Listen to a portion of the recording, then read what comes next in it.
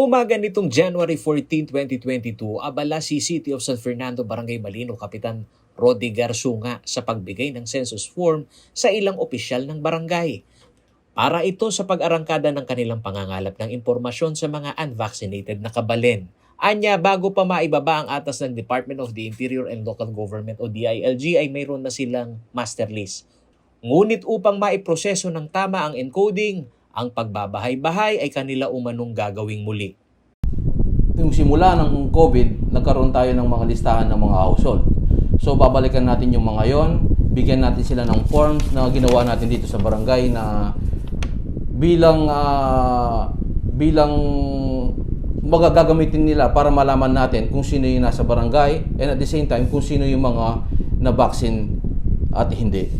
Tansya ni Kapitan Sunga, ang pagmano-manong ito ay makatutulong sa pagproseso ng kanilang kahilingan na maibaba sa barangay level ang bakunahan upang hindi maging pahirapan sa kanyang mga kabarangay ang magkaroon ng slot para sa rollout ng bakunahan.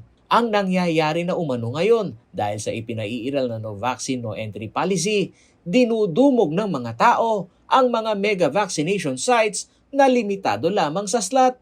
May mga nakikitang reklamo ng palakasan, ganyan, may mga sumisingit. Minsan nakalagay 300 plus or 400 plus, alas 5 pa lang ng umaga, wala na. How come ganun kadaling maubos yung mga slots na nakaalat?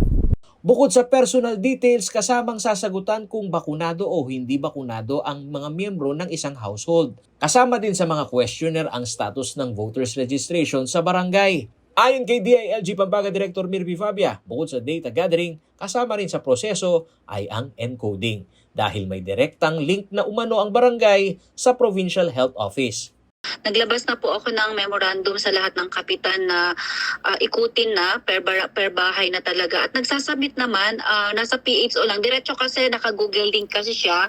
So diretso ako sa PHO na nasa kanila yung data natin. Kasi sila yung may kailangan ng data. Tumulong lang talaga kami para ma-urge sa mga kapitan natin na makapag bahay-bahay na makita ilan yung mga hindi pa vaccinated sa province. Napag-usapan na rin daw ang pagtatalaga ng vaccination site sa barangay level sa joint conference ng Regional IATF. Ipinag-utos din daw sa lahat ng local government unit na bumalangkas ng ordinansa hinggil sa paglimita sa galaw ng mga tao na nasa alert level 3.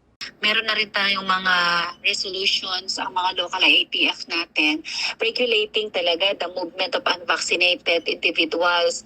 So meron na yan lahat, furnished lahat ang barangay. Pero meron pa tayong 4 na bayan na i-monitor ko din ngayon. May 4 pa tayong bayan na hindi pa nakapag-submit sa amin. Ayon sa DILG, kailangang maging maingat ang barangay official sa handling ng personal data ng mga unvaccinated at hindi maaari itong isa publiko base na rin sa Data Privacy Act.